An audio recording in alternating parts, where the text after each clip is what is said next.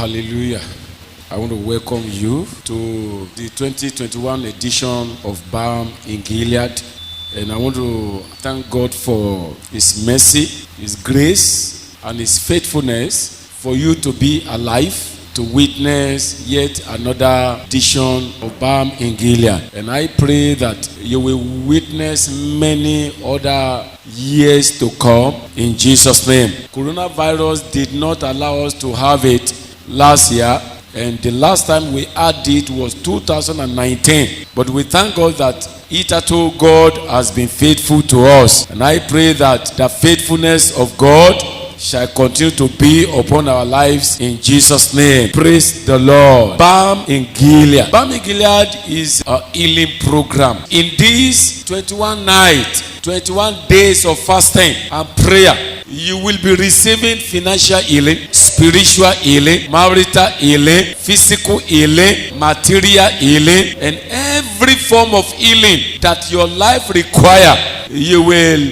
receive those healings in Jesus' name. Pastor has said it that we should come with expectation, because definitely there will be an end. And every night that we come, I'd like you to come prepare all the time. And I'd like you to come having this mind that you are coming to receive. Also, I'd like you to encourage yourself to be sure that each of these nights that will come, you don't fall into temptation of sleeping. You must be alert and let every aspect of your spiritual sense be alert. And I believe, God, that before the end of this program, you will recall several kind of testimonies in the name of Jesus. There was a time in the life of the Israelites that they took into worshiping another God. There was a time in the life of the Israelites that they took to disobedience of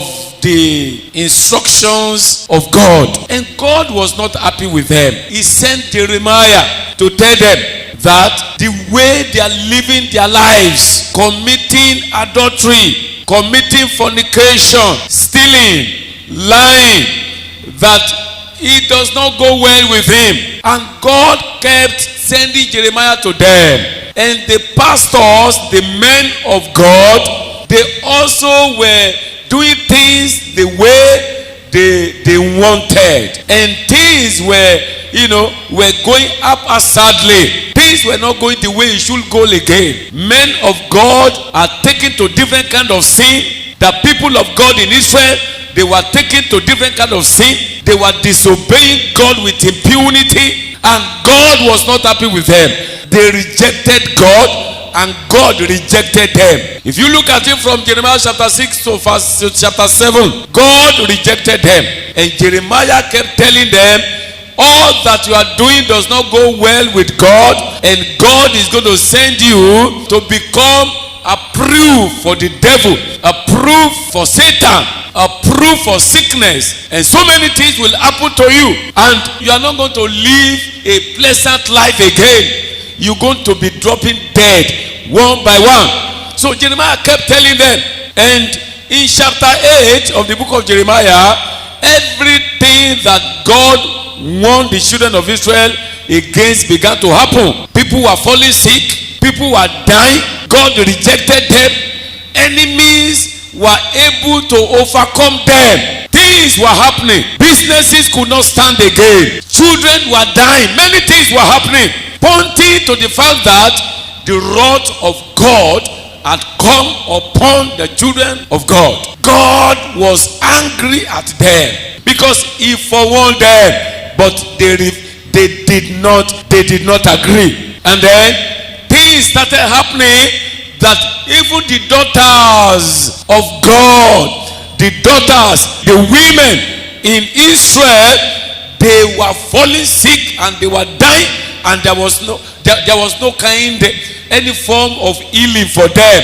And then there was a kind of statement that was issued in Jeremiah chapter 8 and verse 22. When I would comfort myself against sorrow, my heart is faint in me. See, Jeremiah was trying to comfort himself against sorrow because there was sorrow in the land. Things were not happening the way they should. There were so many things that were happening negatively, and the people of God, rather than turning back to God, they turned against God, and they were dying.